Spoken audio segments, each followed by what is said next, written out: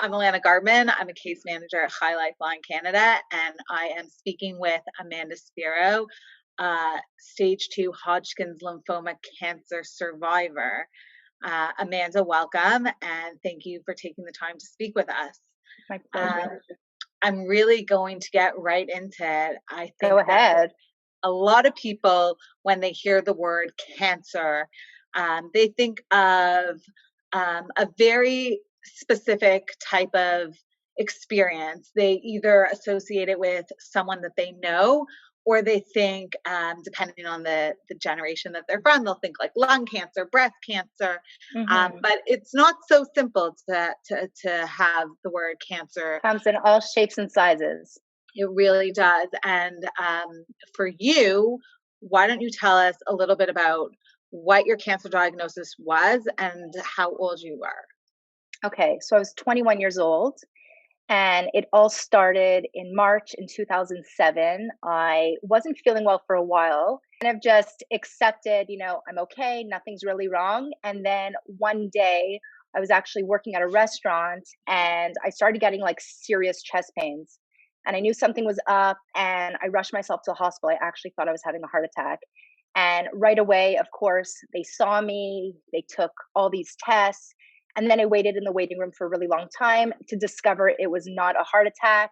And there was an enzyme that was released in my heart at an abnormally high level. So I needed to be in the hospital on IV in order to dilute this out of my system. Once that was taken care of and my numbers went back to normal and it was balanced, I was released out of the hospital. And a couple months later, I mean, I'm giving this to you all in a nutshell. A couple months later, I woke up feeling a very similar sensation. I knew something was seriously wrong, especially because they told me at the hospital that, this is a one time occurrence. It's so random. This never really happens to such a young girl because it was the same enzyme that's released when you have a heart attack.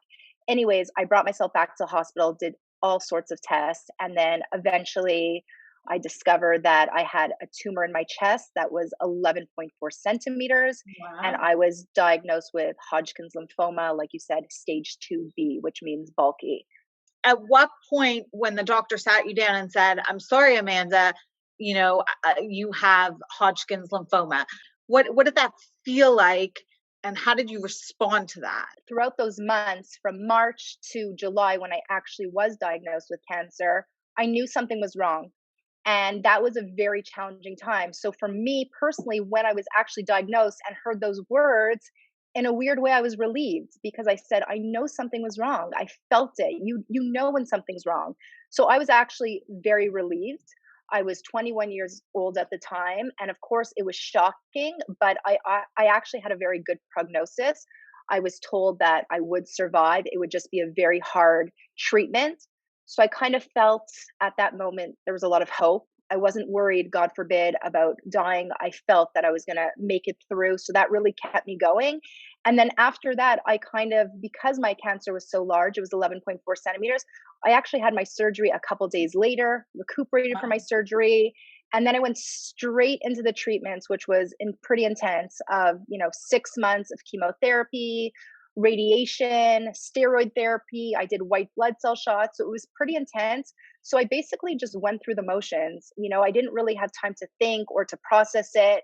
And I really tried hard. I had a really big support system, and I really tried hard to, you know, focus on all the good in this seemingly dark situation. One of them being that I hated school. And my doctor, I'll never forget, my doctor turned to me and said, I'm just letting you know, I'm going to give you a doctor's note. You're going to have to notify your school that you're going to have to take some time off. And I'm like, oh, no problem. Don't worry about that. I was like, yes, awesome. No school for a year. It felt like a dream. So I was like trying to focus on all the good things at the time and knew that I had no choice. I just had to go through these treatments, but I'd come out stronger than ever. And that was my attitude throughout the whole time, is just focus on getting through it, try to be as positive as possible, and I'm going to get through it. Okay, just tell me something that no one wants to know about cancer treatment.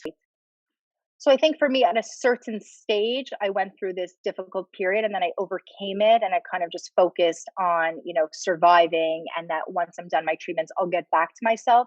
But I think as a young girl who was very into my appearance, that was very, very hard. All of a sudden, I gained all this weight, I lost my hair, I looked in the mirror and I didn't even recognize myself. That was very emotional, very scary. It felt very ugly. It felt like a very ugly disease, and there was points that I was almost like resentful. I said, like, really? Like, it's already so hard and so painful, and now you're adding this to it. But I think once I realize, again, it's temporary and it's going to come back, my hair, and I'm going to get back to myself. And no one's judging me, and everyone understands that it's the treatment. It's not really me. Like, once I overcame all that, it made it a lot easier. But that was a very hard part of just like not recognizing myself. Like, I had to buy new clothes and I was buying things that were just comfortable. I just didn't feel like myself. I wasn't comfortable in my own skin. And that was really, really hard. As someone that maybe got support, whichever way you got it, what Hmm. were some of the benefits, and how do you think it could help parents that, let's say, have younger children that are going through illness, or they themselves are going through cancer treatments or any sort of treatment of any illness? How would it benefit them to gain support, and what type of support would be beneficial to someone going through an illness? So I say the biggest support is meals. That's huge. People, I know even after I gave birth, my whole community stepped in and sent me meals. I actually just recovered from COVID and meals came in. I find that's a huge help. It's just like one less thing to worry about. Being able to talk to someone, the sense of security you get from knowing that people genuinely care about what you're going through and want to be there for you is huge. It's massive. And I think just my friends calling me all the time and reaching out was extremely supportive, knowing that I wasn't alone and that if I needed anything, it was available to me. And I think also, like you mentioned, people that are going through cancer have other siblings, being there for the siblings as well. They also need to talk about it, or, having someone to help them with their homework or a play date or, an arts and crafts project, just something to distract them. And almost, it sounds crazy, but I feel like I could say this because I had cancer. Again, like seeing the positive in all this, the silver linings, that's like a really big buzzword right now. The siblings associating, okay, my sibling had cancer. It was a really challenging time. But that year, I met all these Right. people, I had all these activities in line. It wasn't so terrible. There was still a lot of good in it. People should always be able to see the good in any given situation, any circumstance. You speak about people coming out of the woodwork. A lot of Hmm. time, people show up. They show up when it's when there's something traumatic happening, when it's the newest piece of gossip in their life, when it's the newest incident that's coming up. But as the recipients of that, as the recipients of people calling out of the woodwork and coming around, how important and how beneficial was that to you? What did that feel like to be on the receiving end of people constantly reaching out? What would have been helpful for you as an appropriate response? What would have been nice if people would have said to you? So I think I just realized from the get go that, I was going to get all these different reactions from people. I had friends that called me and they made it all about them, like, oh my God, I'm so scared. Oh my God, what's going to be? And I'm like calming them down. But I think I was just like very sensitive and realized and acknowledged that this is all normal. And I was told that it was normal. And so I almost felt, in some ways, I almost felt like, I was giving to others during this time, but by giving to others, it was like helping me. And I realized that this is something that even though I'm affected by it, it really affects everyone because, like we discussed earlier, it brings out a lot of people's fears. And I was sensitive to that. I know that cancer is a big deal. And so I kind of felt like responsible to calm people down, to educate people. And I also kind of took on this attitude of like, wow, this is a very sensitive time in my life. And I want to just be open. I want my heart to be open to anyone that reaches out, to judge favorably. And how nice is it to like connect with all these people? So I really kind of took advantage of people reaching out and I was very touched by it. For sure, I realized, that I also just realized that's how life works and it's Right. just a reality. And I think my mother kind of, told me like, she kept on saying, Amanda, they mean well, they genuinely care, they don't need to call you. And I'm like, it's true. There was some genuineness to it because they didn't care, they wouldn't call. It's easier to look favorably than sometimes not. Yeah. I want to talk about the support. So you had mentioned before you were part of support groups. How beneficial is it to be a part of support groups, connect with other cancer survivors, someone else that had a similar diagnosis to you? Were these things beneficial? Did they help? Or did you feel Absolutely. like they were, they were a little bit not necessary? So I definitely felt like it's necessary, but like I think like anything in life, whenever you're going through something, you have to find the right person to connect with, right?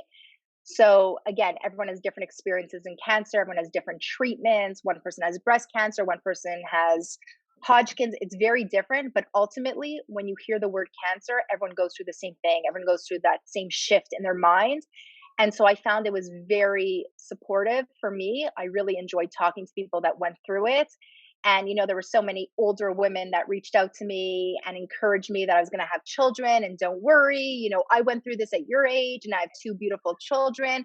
And that really gave me a lot of hope. So I really enjoyed talking to people that went through it. And I really felt that no matter how amazing my friends were and my family, they didn't understand fully what I was going through. Right. And so when you speak with someone who's gone through it before, it's a real big sense of comfort knowing like you get it. Everyone wants to be understood, everyone wants to feel validated. And so I didn't feel entirely alone. I felt like I had this network of people that have gone through it or going through it, and they're supportive, and I could reach out to them about those little things that I couldn't reach out to anyone else. Let's talk about the transition from being a cancer patient to no longer a cancer patient and now you're in recovery. What is Right. that transition like, and how did it differ from, how does your mindset change and how do you jump back into things? So I have to say that was actually the hardest period for me because, like I mentioned, when I found that I had cancer, I kind of just went through the motions and I didn't really have time to think. Everything happened really quickly. Thank God we were very connected and we kind of just went from my surgery to the treatment. I just went through it. And then when it was all done, I kind of just like finally took that deep breath and was like, whoa, I just went through treatment. I just went through cancer. And it kind of hit me like a ton of bricks, and I actually went to Israel right after, which wasn't really encouraged, but I just needed to get away. I needed a new environment. And I think, in some ways it was very helpful. And in some ways, I didn't have my support system that I had when I was in Montreal. So it made it a bit more challenging.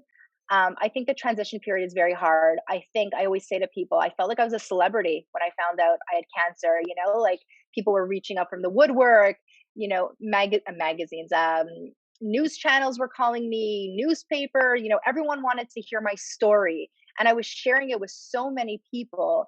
And I was this like local celebrity. And then all of a sudden I went to Israel and I was really like a nobody, which was very humbling. But it was like an identity shift, and just figuring it all out. So that part was a little bit hard because it kind of hit me. But again, I did go to support. There was actually a big support system in Israel, an organization, and I went to it and I took advantage, and that was really helped. So I'm very pro reaching out whenever you're uncomfortable in any situation and you don't feel your best self and something's weighing you down and you need someone to lift you back up. That's what High Lifeline is there for. That's what support is there for. That's what a community is there for. And I think it's very important to be, self-aware and to be in touch with yourself and to get whatever help you need. Okay, so tell me, do you ever worry about the cancer coming back? So of course it's always in the back of my mind, but I really keep it in the back of my mind. I do not allow it to come to the forefront because again, it's very toxic. I don't want to think about it. And I think that when I'm feeling good, I really try to take care of myself, mind, body, and soul, and feel healthy. And I feel really great. So I want to enjoy the time I feel great. And I always say, if God forbid it ever came back, I'll deal with it now. I'll deal with it then. But I don't Right. need to deal with it when I don't have it and I feel great. But I am very health conscious. And if ever I feel something, I don't waste time. I always go to my doctor. I'm in touch with my doctor. So, yeah, You know, I really try not to worry about it so much. Thank you so much, Amanda. Really My provided such pleasure. valuable information and, gave us a peek and insight into what it's like to have a cancer diagnosis, go through treatments, and come out on top. So thank you so Right. much for that.